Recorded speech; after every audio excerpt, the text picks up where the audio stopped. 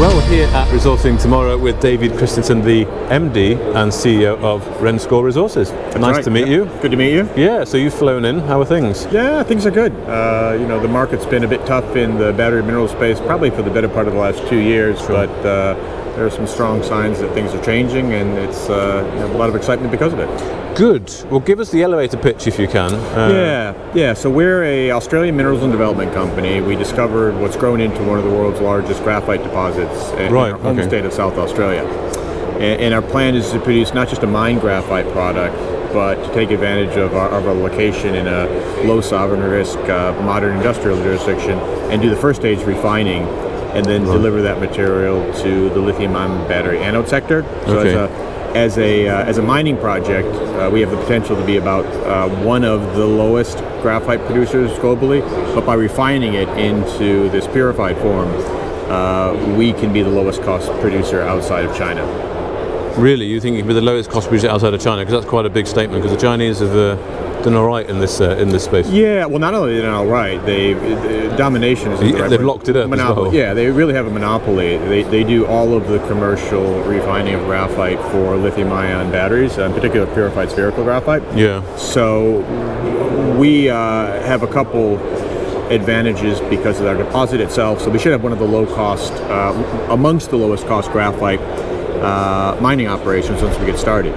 But the advantage we have in refining it is because we're in a modern industrial jurisdiction like Australia, we have the industrial capacity and sort of the risk profile to refine it into a purified spherical form.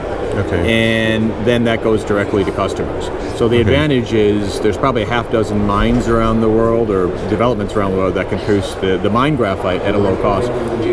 But because we're not in China, we're not in East Africa, we're in a place like Australia, and we have this tier 1 globally competitive deposit, we can refine it locally because we have the risk profile, we have the industrial capacity, then we refine it, and it makes us pretty unique, and we think it gives us a real competitive advantage in that intermediate refining space. Okay, so you to make this operation profitable, you'd have to do the refining stage, would you, and then sell that product to battery anode companies? To make it the most profitable, right? I think that there's profits, sort of throughout the sector. Traditionally in Australian mining operations, we do the first stage and we ship it to China, they refine it. Yeah. But because of security of supply concerns, it opens up pretty unique opportunity to do more value add, right? So we can be valuable doing mining, we can be more valuable doing the refining, and kind of what's unique about our project is we're competitive doing the mining, competitive largely with the East Africans, but by going one step further, we become more competitive. Okay. And then, obviously more value to Renascor, more value to our shareholders, and it's just a better competitive position with our customers. And your customers would be where then? I'm guessing the West rather than China. Yeah, so our target customer are lithium-ion battery anode makers. Right. All of whom are in Northeast Asia right now.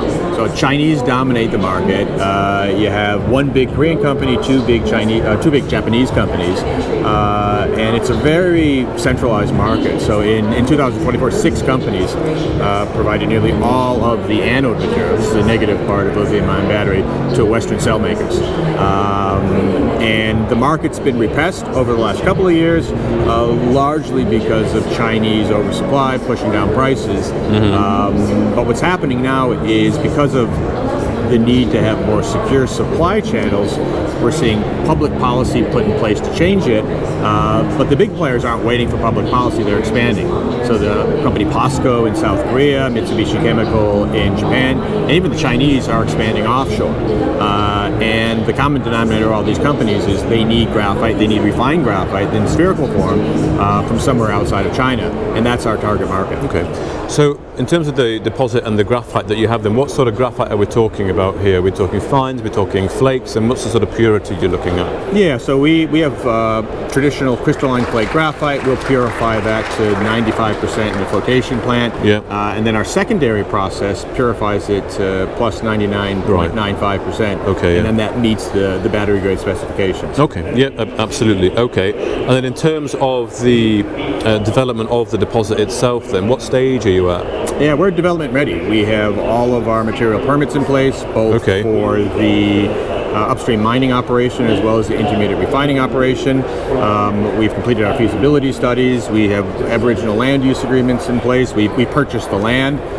We're also probably relatively unique for a junior company as we're cashed up. We have over 100 million Australian in the bank. Right, and we have financial support from the Australian government through a conditional loan from their critical mineral facility. So we're a shovel-ready project. And what's your market cap?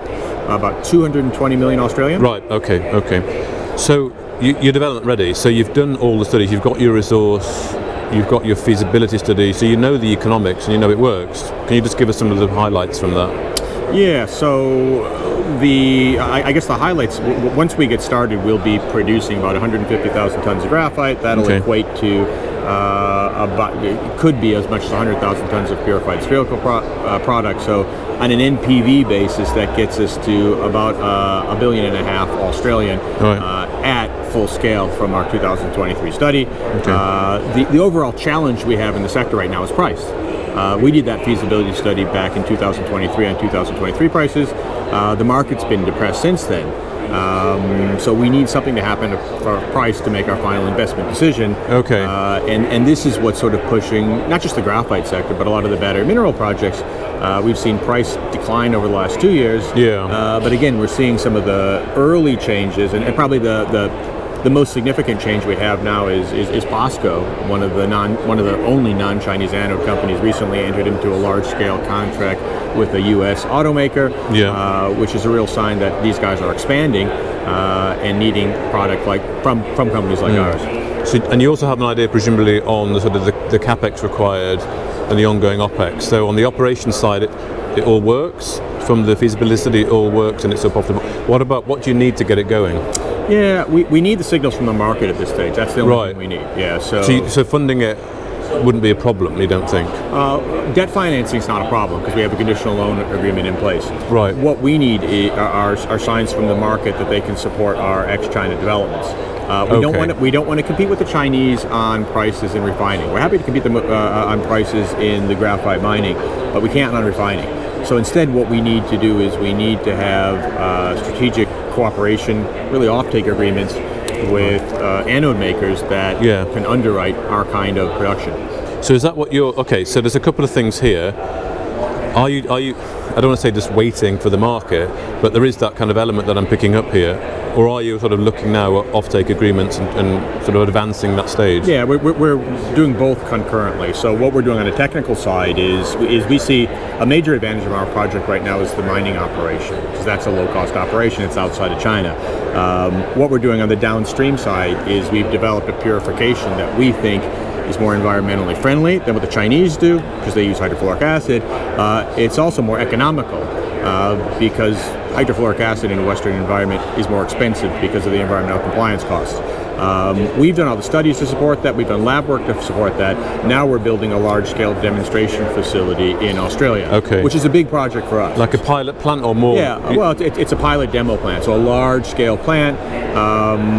We got a $5 million grant from the Australian government to co-fund that, and that was supported by some of our offtake partners, POSCO and Hanwha in Japan.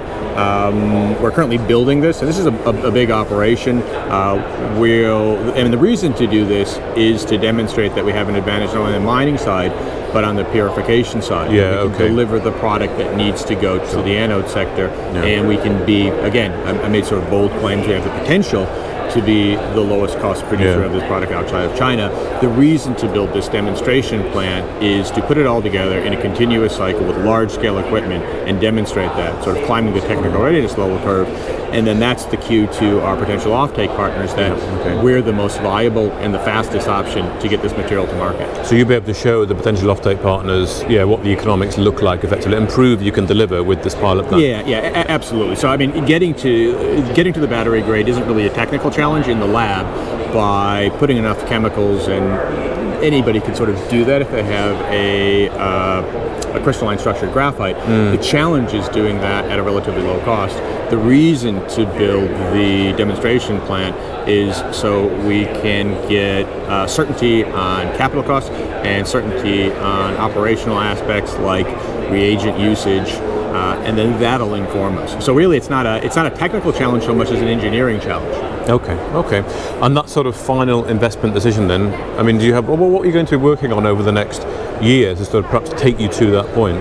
Yeah, so I guess we are working on the demonstration plant. Again, this is a big plant. We're into the final stages of construction now. We'll start on-site commissioning this quarter. And then so before the end of the year. Yep. And then next quarter we'll move into full commissioning and then operations. And sort of over the next several months in the beginning of the year, what we hope to demonstrate from this plant is indeed that we can meet those technical parameters and sort of that bold claim I made about being the lowest cost outside. That turns out to be true. So that's the largest thing that we're doing there. And then concurrently, we are working with offtake partners to try to get the kinds of agreements in place that'll underwrite our production. And again, the importance for us is not to compete with the Chinese, but we want to compete with everyone else.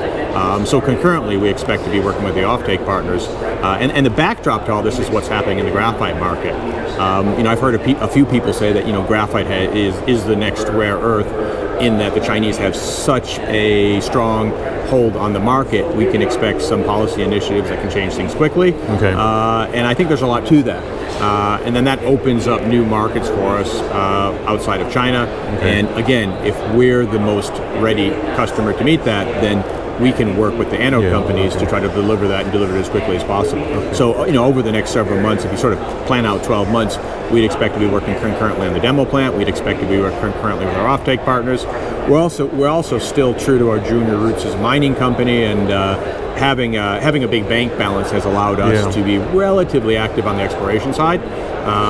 We've made some big discoveries before with our Sevier deposit. We're trying to do similar greenfield exploration because we have a pretty successful exploration team. We have a program going on right now, and we expect to have more of that as we move into the coming months as well. So that we're just building out further resources of it. Correct, right. And with your pilot plant, then, will that generate some revenue, or is it marginal? Is it on the fringes? It's fringes. The large. I mean, this is the last technical step we'll need before we do the large scale commercial plant. And the reason we're doing this again is to underline that we indeed do have the ability to be the lowest cost provider outside of China. Right, good. Well, in a year's time then, maybe you'll be back here and proving to us that you are the lowest cost Sounds good. producer. Yeah, we're on. Well, David Christensen, thank you very much for your time. Thanks very much. If you enjoyed this interview, then give us a thumbs up, a like or a retweet. Subscribe to us on YouTube or follow us on Twitter, and hit that notification bell to be the first to know when we release new content. There's loads of great content on our website too, across all our programs at stockboxmedia.com. Thank you for watching.